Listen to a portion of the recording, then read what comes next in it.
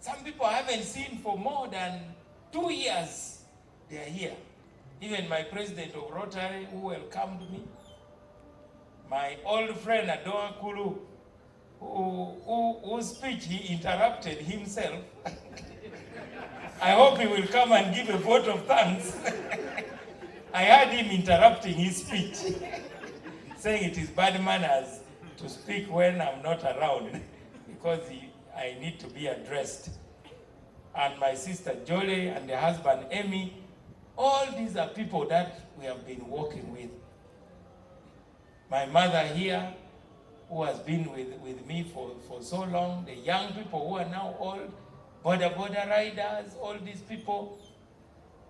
My friend of the persons with disability here, who has been with me all this time, from Badege.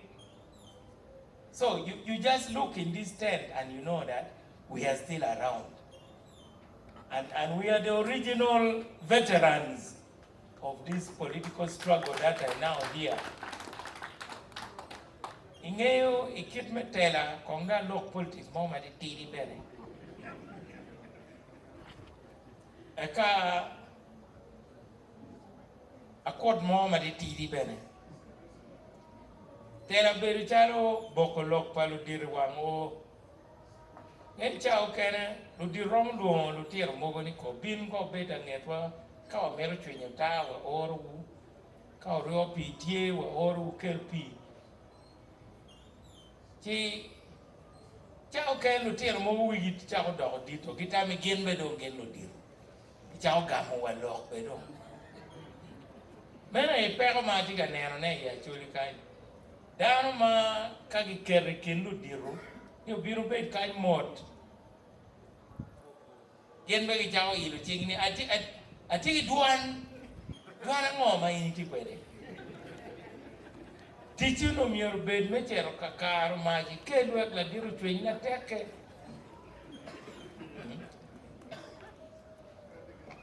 Onyo me kelo pi la choiba meda. Wek namo mede. In bede tamani in bedong in la dit pie. Bedi kin lu diru be logi dog la dit. Kita ngar mono wajini buri gare be logi dog mutoka. Era yo wego jemi mogoti ka baro widano. Tamo winyu kinu time chapieto kati. Pitele matie kinu tieno wa mawano. Tuwe gara tiangi mechero kachumpi wa parliament. Nge gara kaki tuwe tieni noki ngeni romi nyono miel. Chidong ludiro dini ludiro meke kwa buchako winyu gara ne dong tika nyuene kata tuwe maniela ngo eni. Mogo tia miel liel, mogo miel jok, mogo bola, mogo ngo. Chi kachoko berutie Mary Yutal. Bien pengat man weru wene, kaki chak we man meda bala, da wen ko gamo en we erumi. Wa mutum, kadok ini miru chako megi moni dori chako.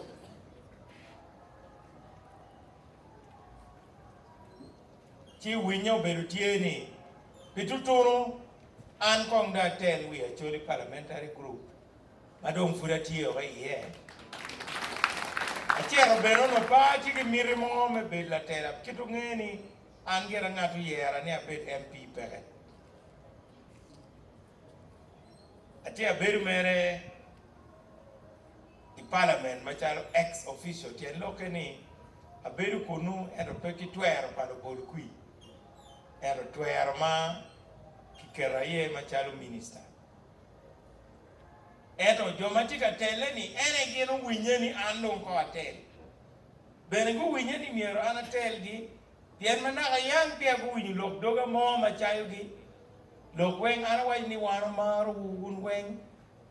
Kanien mafirini doko koge. Si kong dok ki gonyo gara kong ki neno dano chiki tuwe doke tiara nga.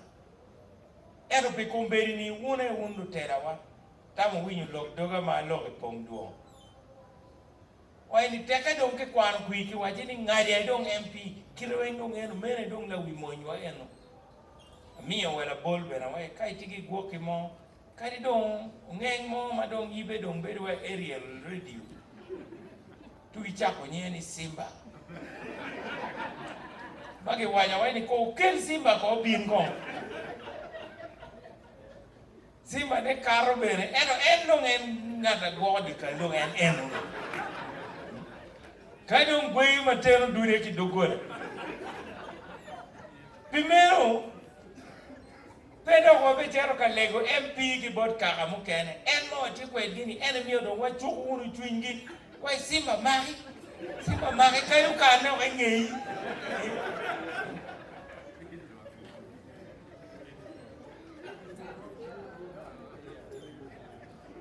tang ni mera ye lok me wi bie ma ro wa ne do ka git ka kenyu cara me tu gara bi biro che mi ero bedo che fogne me tu gara ma no angio